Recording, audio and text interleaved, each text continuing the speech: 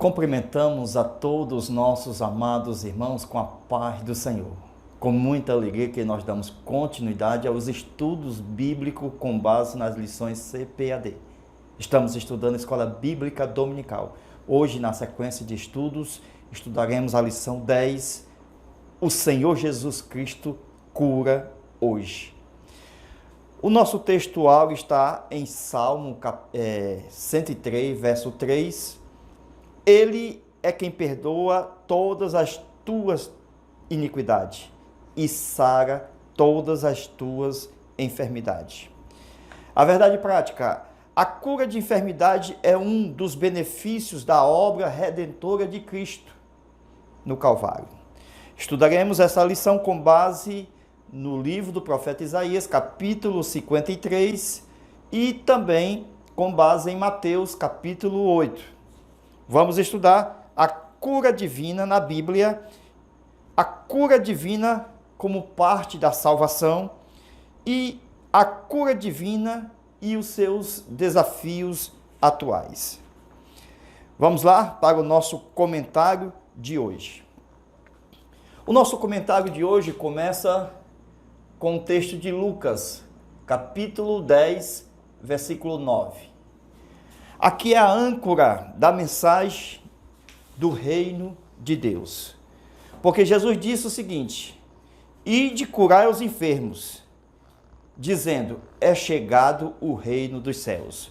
Eu estou citando o texto de Lucas, capítulo 10, versículo 9. Ide curai os enfermos e dizei, é chegado o reino de Deus. O reino de Deus mostra realmente ser um reino porque tem cura. Ora, se o mundo está enfermo, o mundo está enfermo nos três aspectos humanos, no espírito, na alma e no corpo. Então o reino de Deus é a chegada da cura do homem interior e do homem exterior. Nós estamos falando aqui que esta cura se dá quando a pessoa crê na mensagem do reino de Deus, que é uma expulsão de uma obra de Satanás na terra para com os homens, porque está escrito que o mundo jaz no poder do maligno, e o maligno aqui não é outro senão o próprio diabo. E aqui nós observamos o seguinte: veja, o reino de Deus como um todo, sem pecado. Deus deu um pedaço desse reino a Adão. O Adão pecou, e esse pedacinho ele veio para fora, isto é, se deslocou, ficou fora do domínio do reino, certo? De Deus. Por isso que Jesus, quando ele saiu dos domínios espirituais do seu Pai, na glória, ele veio para o reino do homem, para poder expulsar Satanás, os demônios, curar os enfermos, porque é chegado o reino de Deus. Amém? Curai os enfermos, porque esta foi a mensagem do Evangelho até os dias de hoje na raça humana. A Bíblia diz que o mundo jaz no maligno, isto é, o mundo está em trevas e também o mundo está sendo afetado por hostes espirituais da maldade. A Bíblia fala que nós lutamos hoje contra essas hostes espirituais da maldade. Mas Jesus disse o seguinte: não peço que os tire do mundo, mas que os livre do mal. O mal, no contexto aqui, é o maligno. São as possessões, são o mundo das trevas. Aqui não está falando de um mal generalizado, com doenças, com tudo. Não, está falando do mal, do domínio do sistema, do império de Satanás e seus demônios sobre a terra.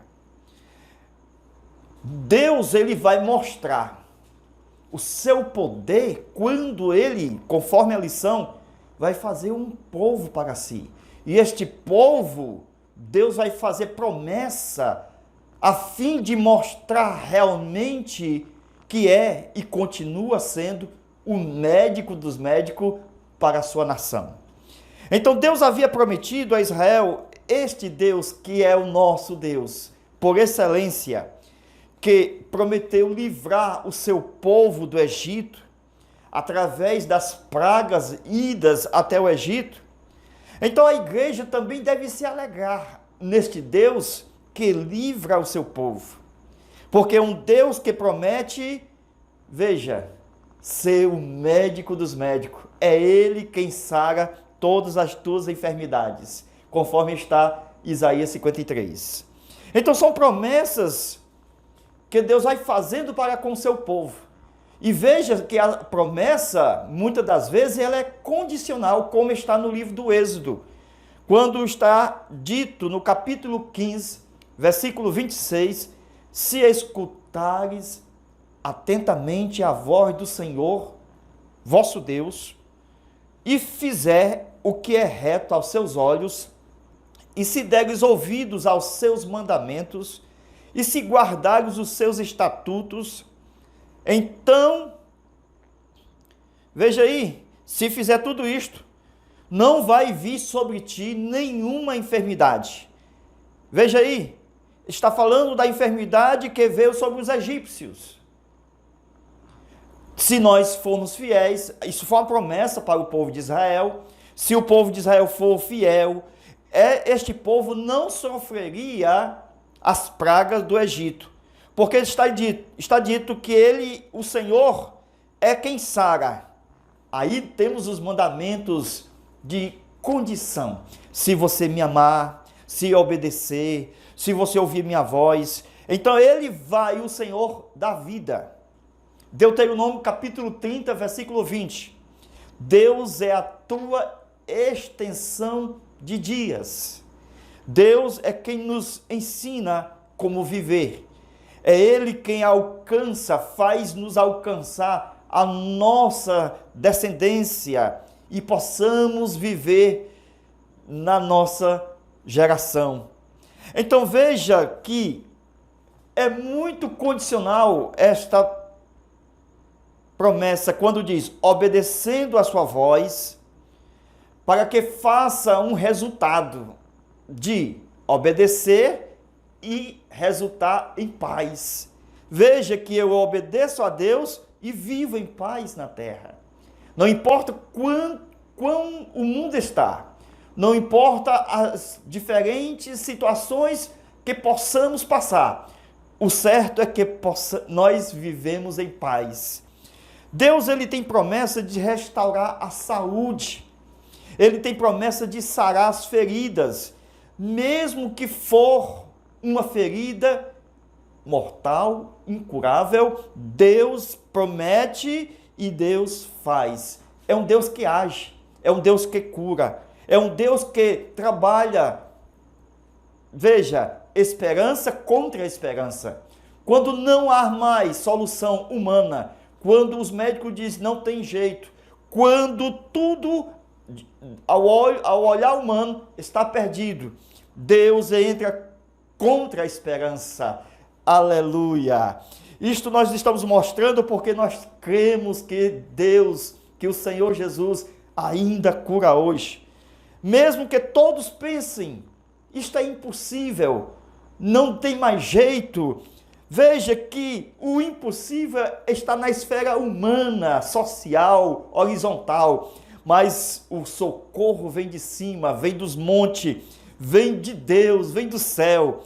É aonde Deus responde com a sua resposta, é a palavra final, é a cura divina vinda do Senhor. Então a palavra de Deus nos adverte, dizendo que nós precisamos buscar o Senhor de todo o nosso coração. Agora tem uma ferida que a palavra de Deus nos diz, Jeremias, vou deixar o texto, Jeremias capítulo 8, versículo 22.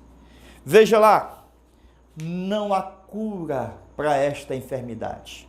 Esta enfermidade, a palavra de Deus nos adverte no seu contexto, que é uma apostasia, que é a blasfêmia contra o Espírito Santo. É uma ferida que é mortal ao povo de Deus. Se blasfemar contra o Espírito Santo, não há mais cura, não há mais remédio, não há cura para o apóstata, não há bálsamo e nem há médico. Oh, meu irmão, não apostate, não se desvie, não fale mal, apenas creia que Deus ainda é o mesmo e que Ele pode recuperar a sua saúde ainda hoje. Isaías capítulo 53, aqui fala sobre o Cordeiro de Deus, que foi necessário uma expiação, e grande, porque foi em favor de todos os homens. Diz a Bíblia que Ele tomou sobre si todas as nossas dores, isto é, consequências de pecados. Ele tomou na sua alma, Ele levou as nossas enfermidades, as nossas dores, como também, tipologicamente, o Isaac foi levando a lenha sobre o seu ombro. Jesus levou a cruz nas suas costas, no seu corpo. Então, o Isaac levou a lenha para o altar. Jesus levou a cruz para o Gólgota. Deus, diz a Bíblia, que feriu a Jesus. Isaías 53, ferido de Deus. Ele foi o ferido de Deus. Quando muitos os homens dizem hoje, erradamente, que Jesus sofreu pelos seus próprios pecados, isto é uma afronta, isto é uma inverdade, é um conceito falso, é um pecado. Mas o texto de Isaías 53, ele nos ensina que ele foi ferido, mas foi por Deus. Por causa, veja a causa de tudo, nossos pecados. Jesus sofreu pelas nossas iniquidades. Sim, pelos nossos pecados. Iniquidades aqui são pecados instituídos, isto é, que estão na nação. Por exemplo, o carnaval é um pecado da nação, mas que atinge todos os habitantes daquela nação. Deus, ele proclama nós ao jejum para quebrar estas ligaduras do pecado, para quebrar essas ligaduras da nação, da qual as nações estão doentes. Veja aí o texto de Isaías, que fala sobre o castigo que nos traz a paz, estava sobre ele. Esse castigo que nos traz a paz foi o mesmo castigo que Deus trouxe para Adão. Qual foi o castigo? Veja aí, a morte. Então a morte, ela veio e vai. Quando chega em Cristo, o castigo que estava sobre Adão veio sobre Cristo. Olha aí, a morte. Só que quando a morte chegou aqui, que era o castigo sobre o primeiro homem e todos os homens, quando chega em Cristo, então o castigo em Cristo. Olha aí o castigo, a morte dos homens sobre Cristo. Cristo morrendo, a morte matando o Filho de Deus. Aí nós temos o que aqui, ó? Veja aí, a paz. O castigo que nos traz a paz estava sobre ele. Então a morte se converteu em paz. Amém? É isto que está dito no texto. O castigo que nos trouxe a paz era o mesmo castigo que estava sobre Adão. Mas graças a Deus, com a intervenção do Cordeiro de Deus, este castigo hoje nos leva à paz, paz do Reino de Deus. Pois Jesus pagou com a sua própria vida os nossos pecados e levou sobre si as consequências de todos os nossos pecados, porque Ele é o advogado, conforme Romanos 8, 31 a 34. Então Ele advogou a nossa causa, a mulher pecadora, aquela mulher adúltera. Ele advoga a causa de qualquer pecador.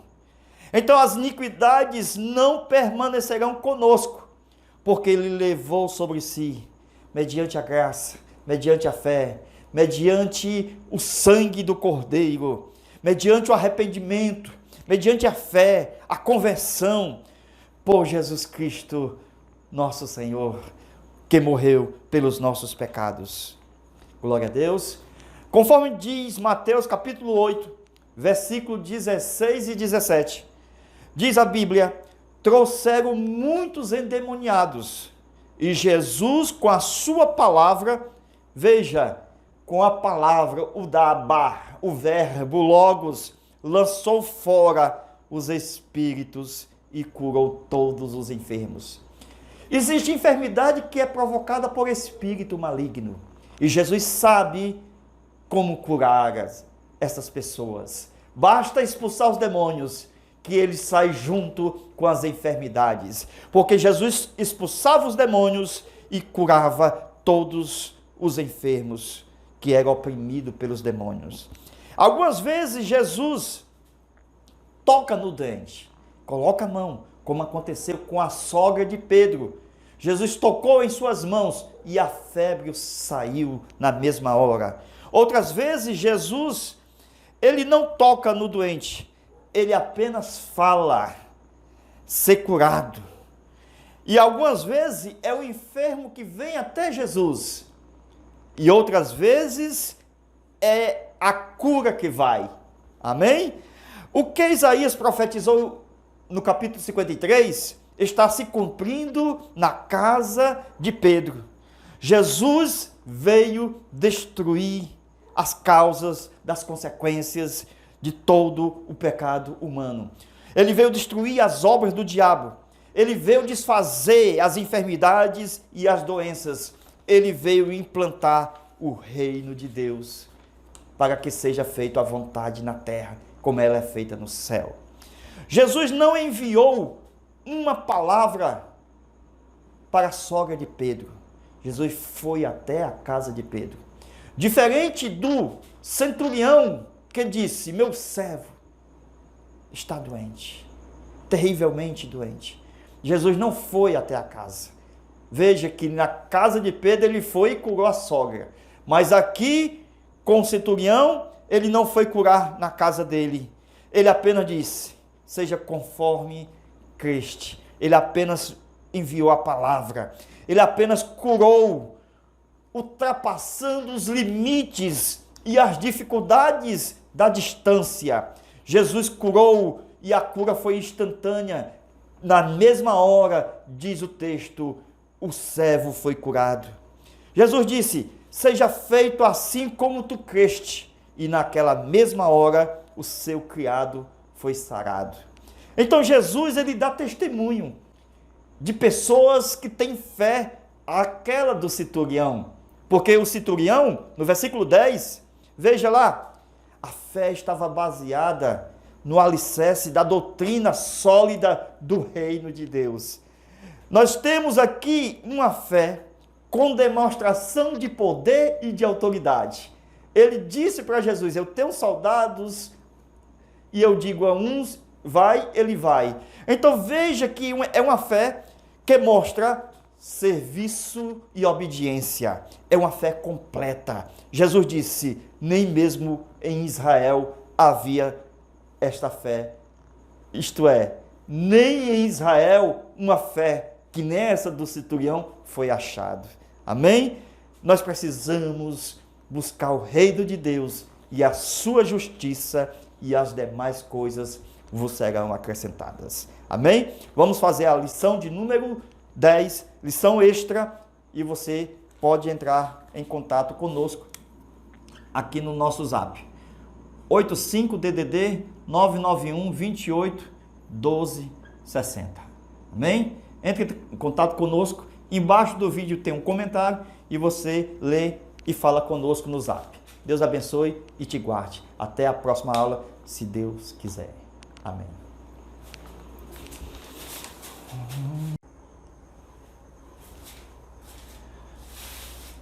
Cumprimentamos a todos com a paz do Senhor. Com muita alegria que nós vamos trazer um salmo devocional. Salmo 77. Que vai tratar do tema muito especial. Nós estamos pregando que Jesus ainda cura hoje e é o Deus que opera sem deixar sinais. É o Deus que cura e não deixa marcas. Veja aí no versículo 1 ao versículo 5, Salmo 77, Salmo devocional. Como ser curado de qualquer doença. Salmo 77. Versículo 1 ao 5, nós temos o problema. Do versículo 6 ao 9, nós temos a solução humana. Do versículo 11 ao 12, nós temos das coisas de Deus. Certo? Do versículo 14 até o 18, fale a Deus. E no versículo em diante vocês vão ver mais. Agora veja aí, o salmista, ele estava passando no versículo 2 uma grande angústia. Angústia de tal forma que ele estava sem saída. Porque a palavra angústia no original significa boria, sem saída.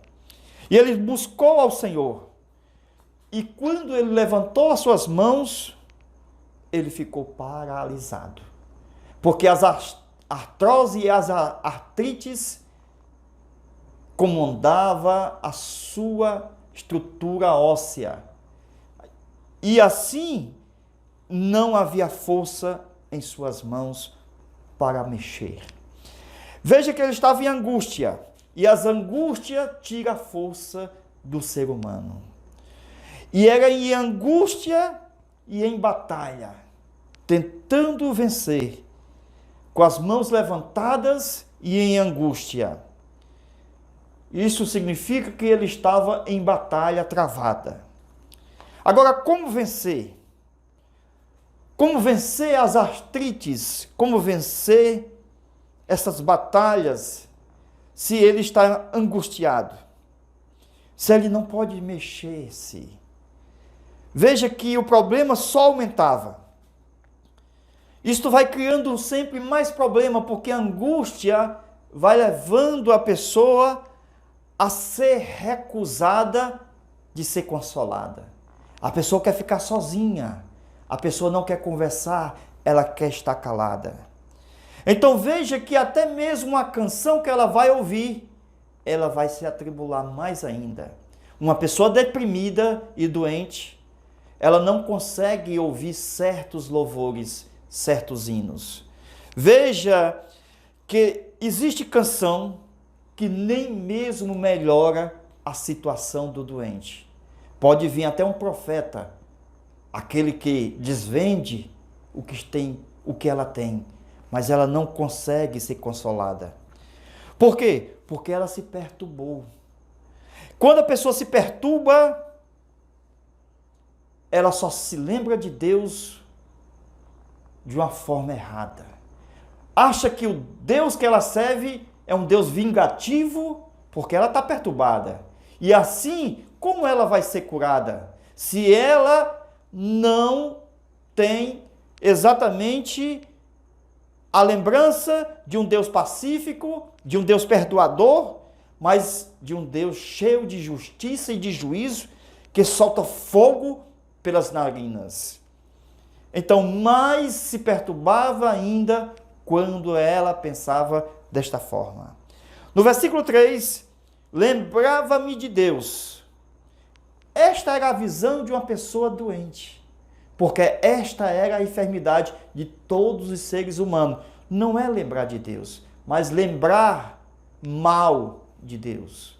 O que é isto? É ter uma visão deturpada de Deus. É esta a doença do mundo. Quando as pessoas, primeiro, estão sem forças, com artrites e artrose. Quando as pessoas não querem mais ser consoladas, porque a sua alma está presa à angústia. E terceiro, ela se perturba. Por quê? Porque a visão que ela tem de Deus é deturpada. Isto vai matando ela, vai acabando com ela. E isto vai fazendo com que ela não crê mais na mensagem, no profeta, porque tudo que ela ouve é abrir sepultura, é morte, ela só está no negativo. Por quê? Porque ela está se queixando. A Bíblia mostra que ela estava em angústia e agora aumentou, porque ela está se queixando. Versículo 3. Então, por causa das angústias, agora o espírito dela está se falecendo. Agora veja que ringue. Um ringue que uma pessoa está nocauteada. Ela está abatida. Ninguém o levanta. Ela está deprimida. Porque na cabeça dela tem muitas ameaças.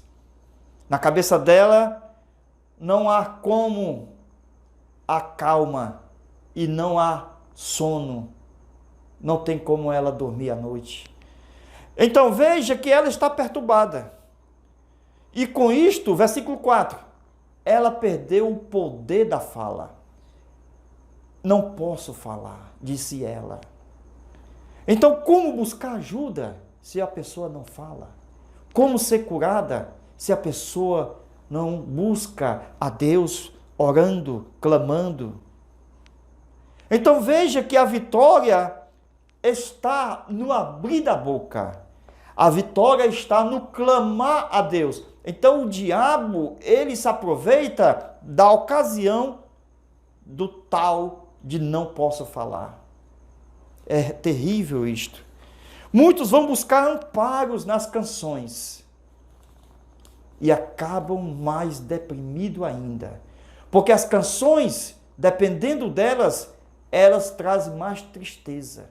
Se a pessoa está chorando, quando vai ouvir uma canção menor, ela vai chorar mais ainda.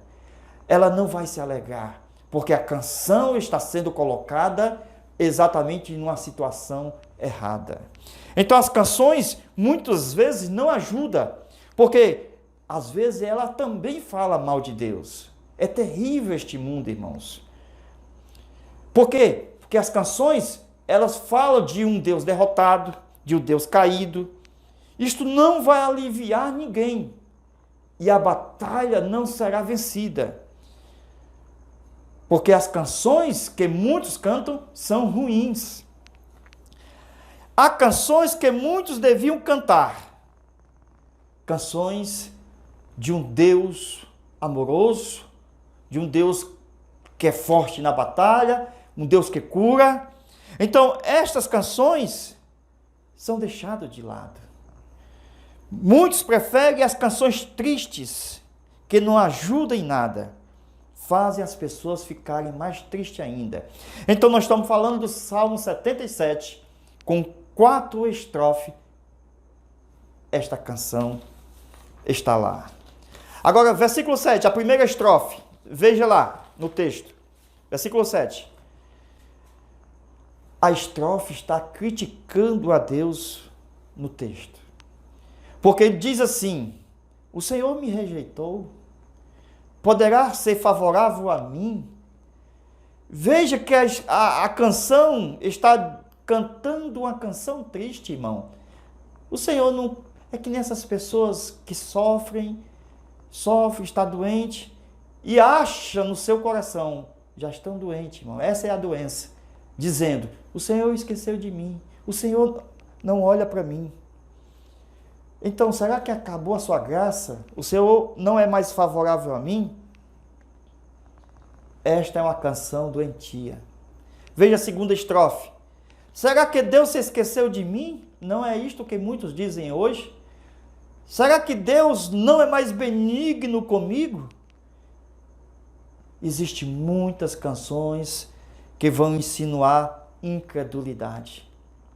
Mas nós temos que aprender como cantar ao Senhor.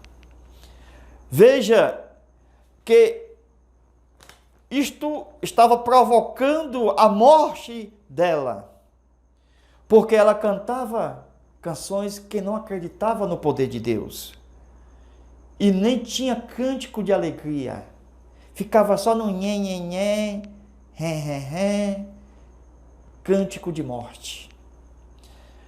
No versículo 10, ela começa a abrir os seus olhos. Veja o que diz o texto lá. Ela começou a parar e ver que estava doente, e a enfermidade dela estava no que ela cantava. E ela parou e disse: é esta aqui a minha enfermidade. Então eu estou alimentando a minha dor com estas atitudes que eu estou cantando. Então eu vou ter que mudar esta atitude. Versículo 11. Ela mudou as palavras. Ela mudou o seu cântico. Ela disse o seguinte: eu vou me lembrar das obras do Senhor. Eu vou também lembrar das maravilhas do Senhor. Versículo 11. Em vez de eu estar me queixando, em vez de eu ficar calado, veja que ela estava sendo curada. Porque no versículo 4 ela estava calada, que não podia falar. E agora, veja a cura chegando. Amém? A cura chega assim, irmãos, quando nós damos glória ao Senhor, como Jó. Amém? Jó não atribuiu a Deus nenhuma falta. A cura chega assim. Veja, primeiro, lembrou de Deus, mas de uma forma errada. E assim, quando ela foi começar a cantar que exaltasse o Senhor, então ela começou a ser curada. Isto é, a sua enfermidade começou a se recuar. Agora veja a cura. Quando o salmista começa a lembrar das grandes obras de Deus, que Deus fez no passado. Quando Deus tirou o povo de Israel do deserto com a sua mão forte. A enfermidade começava a recuar. Quando ela começou a pensar que Deus tirou o seu povo do Egito. Então ela começou a lembrar. Veja, o poder da lembrança, irmão, é grande. O Deus que nós servimos, lembre dele. Porque é o Deus mais poderoso de todos os tempos, épocas. Não há Deus como o nosso Deus. É o Deus de toda a história. Então veja que nós temos que tomar, como se toma um chá, 2 vezes, 3 vezes ao dia. Nós temos que tomar deste Deus, se alimentar deste Deus. Porque este Deus é o nosso remédio. Veja aí a segunda medicina. Meditarei em todas as suas obras. Meditarei. Olha que ela estava sendo curada, irmãos. Quando ela começava a meditar em todas as suas obras, ela começou a ter melhora. Esta foi a sua segunda medicina. A primeira foi lembrar de uma forma correta. E a segunda, meditar. Temos que meditar o Deus que faz o seu povo passar o Jordão. É o Deus que abre o Jordão, abre o Mar Vermelho. É o Deus que abriu o mar, afundou Jericó. Então medite, medite. Quando você meditar, Deus estará curando e tu vai sair desta cama, tu vai sair desse leito. Glória a Deus. Todos nós temos uma tremenda medicina para ser curado de qualquer doença. Lembrar de Deus, meditar sobre as suas obras. Veja aí a medicina de número 3, versículo 12. Falarei dos teus feitos. Falarei dos teus feitos.